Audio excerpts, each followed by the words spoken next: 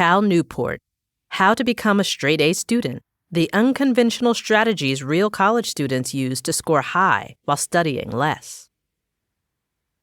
For some people, college is the best time of their life, a time of exploration, rewarding academic inquiry, and partying. For others, however, college life is punctuated by periods of extreme stress and anxiety from constantly worrying about their GPA. This, of course, makes perfect sense. Just think about the pressure they're under. The grades you get on tests and papers can shape your entire future, for better or for worse. Luckily, it doesn't all have to be doom and gloom if you have a hard time studying. Whether it's writing a research paper or cramming for your exams, these blanks will give you all the tools you need to study efficiently. These techniques aren't made by just anybody. They come straight from the horse's mouth, as in from actual straight A students who majored in various academic disciplines across the United States. It all boils down to the fact that studying longer is not necessarily studying better. Studying better means taking the right kinds of notes, fighting procrastination, developing time management skills, and various other tricks that will help you study quickly and efficiently and free up your weekends to do the things you really want to do. Blink number 1. In order to study more efficiently, manage your time and work in short, intensive bursts. How do you manage basketball practice, your English essay, your social life, and the rest of your homework? Many students believe there just aren't enough hours in the day to get it all done. But that is simply untrue. Most people waste their time working at a low intensity, as in pseudo-working. This kind of work occurs when you study in a distracting environment, such as in front of the TV, or working through a long and continuous period of time where your concentration drops. For example, while it might feel like pulling an all-nighter was hard work, the loss of concentration due to sleep deprivation means that you were really just pseudo-working. A better way to focus your time is to work in short bursts with a high intensity.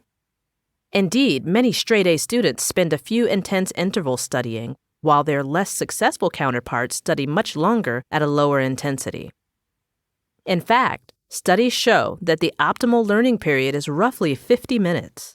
So you should work no longer than 1 hour before giving yourself a break. Think of it this way. The work you accomplish is equal to the time spent working times the intensity of your focus. In other words, if you spend 3 separate hours of study at an intensity of 10, you get the same outcome as you would if you study for 10 hours in a row at an intensity of 3. By reducing the time and ramping up the intensity, you'd find yourself with 7 hours to do whatever you wanted. Meet friends, party hard, sleep, relax, you name it. But in order to start working in short bursts, you'll need to carefully manage your time. Keep a detailed calendar with all your deadlines and upcoming tasks. Always carry a list with your day's schedule on your person and write down any new deadlines or tasks that crop up during the day. Spend 5 minutes each morning putting those new deadlines in your calendar. And remember, keeping a calendar will only help you manage your time if you actually use it. Blink number 2. The urge to procrastinate is unavoidable. Learn to fight it. Procrastination is something most college students know intimately. That sneaky troll who makes you work the whole night through to finish that final paper on time, just a few days after it told you that you had all the time in the world. So how is it that some people are actually capable of avoiding this tendency to let things go to the very last second? Well, even straight-A students continuously struggle with the urge to procrastinate. The difference, however, is that they are equipped with strategies to actively fight the urge. One way is to keep a work progress journal, which can help prevent you from falling for your lame excuses. Here's how it works. When you wake up each morning, write down the day's most important tasks. Important classes, exams, and even chores, like buying groceries or calling the electrician. Then, each evening, record the tasks you've completed and provide an explanation for any tasks left uncompleted. For example, if you come home late after failing to study for your exam, again, your excuse might be, It's getting late and my concentration will be much better early tomorrow. And yet, rather than get a full night's sleep, the procrastination troll tells you to watch some TV to clear your head for the tough study day tomorrow. 5 hours later, it's 3 a.m. and you finally fall asleep. You wake up after your alarm the next day groggy from a lack of sleep. Unwilling to study, your new excuse may be, I can't concentrate because I didn't get enough sleep last night. I'd better wait till tomorrow after a good night's sleep. By recording your excuses every day, it will become much harder to believe the same ones over and over. Not only that, but the urge to procrastinate itself will also dwindle. Blink number 3. Successful studying starts with finding the right time, place, and energy levels. Your exam is creeping even closer, so instead of going out to have a drink or 2, or 3, with your friends, your Friday night will be spent in the library trying to read just a few more pages. If this sounds familiar to you, you're doing it all wrong. First of all, you should study early so that you don't have to study late. In the evening, your body starts to reduce its activity, slow down, and prepare itself for sleep. This, of course, means that you have less energy to spend on concentrated studying. We also shouldn't forget that your more efficient classmates who studied earlier will try to draw you away from your work with party invitations and other social gatherings. But you can prevent all this by simply studying earlier. Second, study in isolation. Find spots where you can avoid distractions like friends asking you to take a coffee break or a comfortable couch begging you to lie down and close your eyes for just a minute. Studying in isolation could mean anything from going to a tiny coffee shop to a public library or a quiet nook on campus. Just go where the distractions will be minimal. Rotate between these choice spots in order to keep your mind stimulated. Something as simple as a different chair or different lighting can inspire motivation and prevent you from growing bored with the same 4 walls every day.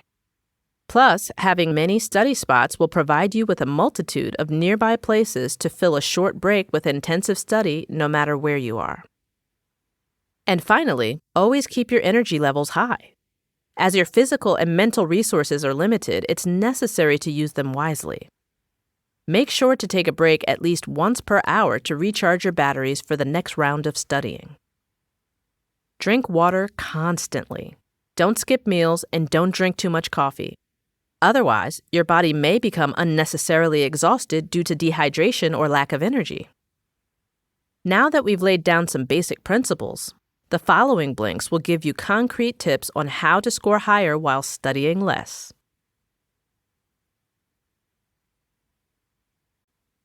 Blink number 4.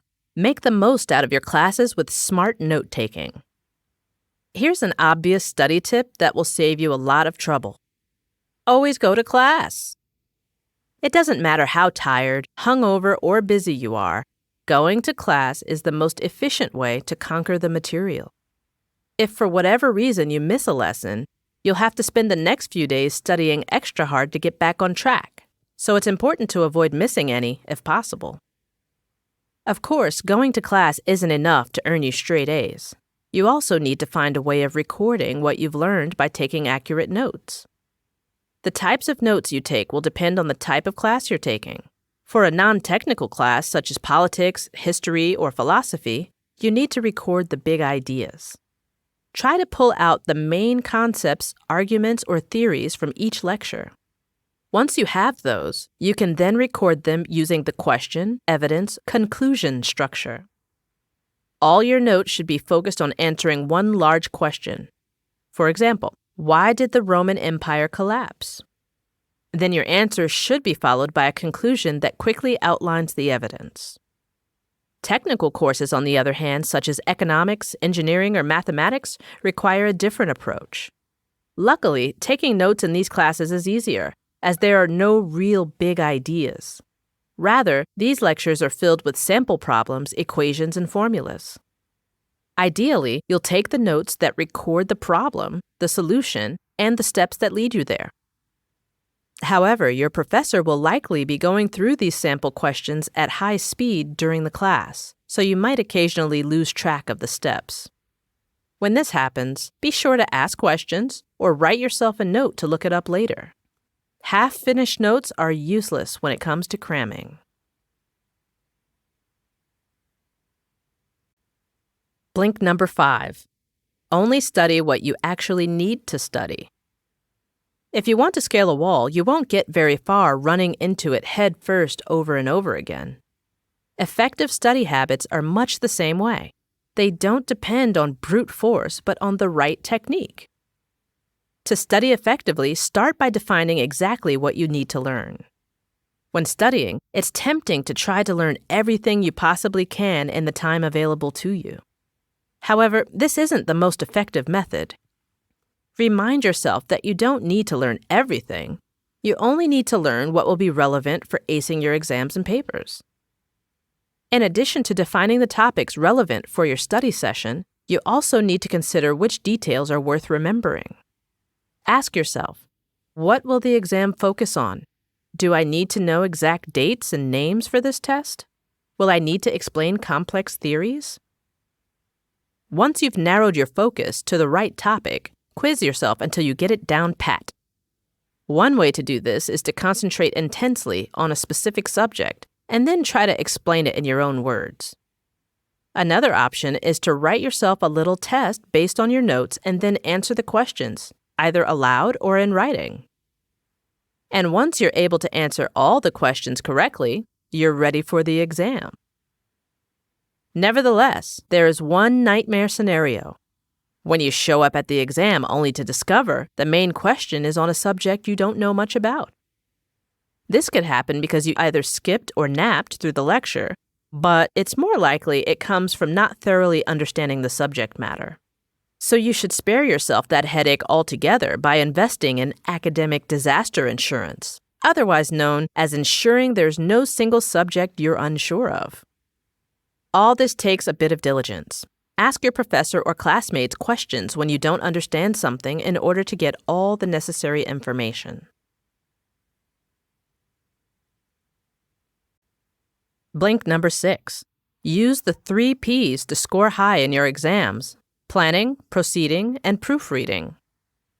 You're in the classroom, at your desk, with your dreaded statistics exam in front of you. You're nervous. Your mouth is dry and your hands are shaking. Failure seems inevitable. Yet there's no need to worry. If you've studied well, just use the following 3-part technique and you're bound to succeed. When you get your exam, plan what you will do before you start the actual text. Start by reviewing the entire exam. Skimming quickly through the questions will prime your brain to think about the test's topics and give you an impression of the length and difficulty of the exam. Next, create a rough schedule for the questions. Keeping 10 minutes as a safety buffer, distribute the remaining time among the questions. Doing this will help you maintain focus and prevent you from getting absorbed by one particularly difficult question. Once you've made your plans, proceed with answering the questions in accordance with that plan. You should always start by answering the easiest questions first. Then, proceed through the exam answering questions as they progress in difficulty. Doing it the other way around, as in answering the hardest questions first, puts you under immense pressure. It's far easier to answer difficult questions once you've already created a solid foundation of answered questions. Finally, complete your exam by thoroughly proofreading it. Use your 10-minute safety buffer to check all of your answers. If you have leftover time from your questions, then use it for proofreading as well. You're almost certain to find at least one mistake in a problem or to identify an important concept you've forgotten to include. While many brush off proofreading, it's incredibly important. Staying until the very last minute of the exam period to check and correct your mistakes is what makes the difference between the average student and the straight-A student. Now that you have the tools to study efficiently, these final blinks will enlighten you on how to write captivating A+ essays and research papers. Blink number 7. Finding a thesis topic that excites you is a decisive step on the path to an excellent paper. Throughout your education, you're sure to write many papers on a wide array of subjects. Regardless of how long it is, each paper is a huge undertaking. So where's the best place to begin? A common trap most people fall into is the belief that they should spend most of their time on writing the papers. However, the quality of your paper and the opportunity for enjoyable writing starts much earlier. To write an excellent paper, you need to find a topic that actually interests you. Your topic is not your thesis, but rather a broad observation or a subject such as, the economy of West Germany massively outstripped that of East Germany. To ensure that this happens, start early and be constantly on the lookout for a topic or concept you find fascinating. Also, don't wait for the actual assignment. Keep your eyes peeled at all times, during class and while reading textbooks and researching, for that one thing that really excites you. If for whatever reason you don't stumble upon an interesting topic, ask professors for advice. They'll be able to help you narrow your focus and find a great subject. Once you have your subject, it's time to dig deeper to develop a specific thesis. Start by skimming through sources that provide a broad overview of your topic, as in the economy of East Germany and 20th century European politics. And then have a look at their bibliographies to pinpoint promising next steps in your research. As you begin to scrutinize more specialized sources, you're likely to discover a narrow question or argument you want to examine more closely, something like, the economy constraints of communism stifled the East German economy. This will be your thesis. Having found an interesting topic and riveting thesis, you'll find that both researching and writing your paper are much easier and more fun. Blink number 8. Finding material for your paper centers on exhaustive but strictly limited research. When you research, do you find yourself trapped in a labyrinth of books? Many people end up lost because they've made the mistake of reading too many sources. Consequently, they have too much to remember, too much to cover, and are thus wasting their time. However, there's a better way. Learn to research effectively. When collecting sources, only gather necessary information and nothing else. Writing a convincing paper is not about overloading the reader with information. It's about taking the necessary information and repackaging it in a well-organized form. You don't want to get lost in research recursion syndrome or the never-ending search for just one more source. In order to research effectively, start by outlining the important arguments you need to research, breaking your topic or thesis into general chunks. For example, if your topic is the influence of the Tea Party movement on U.S. politics in the Middle East, you could break it down into the following chunks: Tea Party ideology, U.S. politics in the Middle East, Tea Party politicians. You can then research these subjects in journal articles, bibliographies, or even on Google. When you find relevant material, be sure to print or photocopy all the relevant pages. Having physical copies will allow you easy access to your material at all times and help you avoid feeling like you need more sources. The most important thing, however, is that you know where your cutoff is, as in knowing when you have all the information you need for your thesis. Any additional work is pointless. In order to determine whether you've reached an adequate amount of material, you should check two things. First, that all the topics central to your thesis have at least 2 good sources. Second, that you have at least one good source for any topics that will be helpful for your thesis but aren't necessary. If you have those 2 things, it's time to stop researching. No matter how much more you think you need, stop. Blink number 9. Actively seek inspiration in order to tell an intriguing story. By now, you've laid the foundation for your paper. You have both an intriguing thesis and organized research material. Now it's time to shape a powerful story. In order to make your thesis worth the paper it's printed on, you'll have to connect your theories into arguments in a novel and interesting way. Unfortunately, there's no single system for accomplishing this. Every paper is different and requires a unique approach. However, one thing you'll need every time is creativity. And in order to develop creative, convincing arguments, you'll have to draw on inspiration. You can find what inspires you by reading interesting articles, watching documentaries, or simply discussing your ideas with your professor or a friend. In the process of seeing how others formulate their arguments and listening to what others have to say about your topic, you'll develop the inspiration needed for creativity.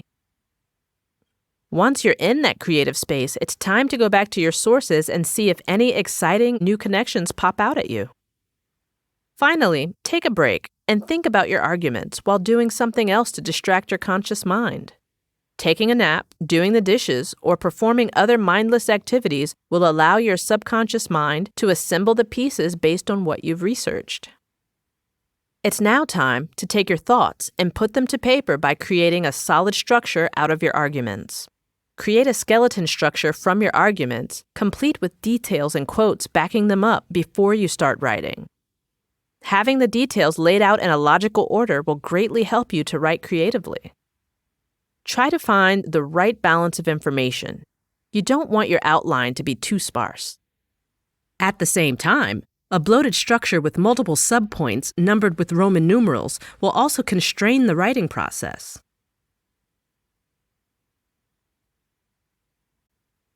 Blink number 10. Fill in your structure. Review your essay and hand in your A+ paper. So you're done with researching and you have your structure. Now it's time to put pen to paper. But before you start fancying yourself the next Shakespeare, just remember, your essay isn't the place for you to express your literary aspirations. Writing itself is only about translating your well-developed structure and ideas onto paper. This also isn't the time to think beyond what's in your structure. Just stick to following the plan. As you write, don't allow yourself to become distracted by editing or additional research. Focusing on the writing alone will help you avoid distractions and prevent you from getting burned out or doing work that's irrelevant to your essay. It's also important that you do your writing in one of those isolated hideouts from before, perhaps the library or that small coffee shop. Writing is a complex task that requires total concentration, so you want to avoid all possible distractions. Finally, you'll need to review your work. A thorough review takes 3 passes. During the first pass, focus on the presentation of your arguments. Clarify any overly intricate sentences, scrap repeated information, enhance thin reasoning, and connect any loose ends. Be on the lookout for major structural flaws and reassemble where necessary, but ignore any small grammatical mistakes. Print your text and read it aloud on your second pass, marking all of the small mistakes and clumsy constructions with a pencil.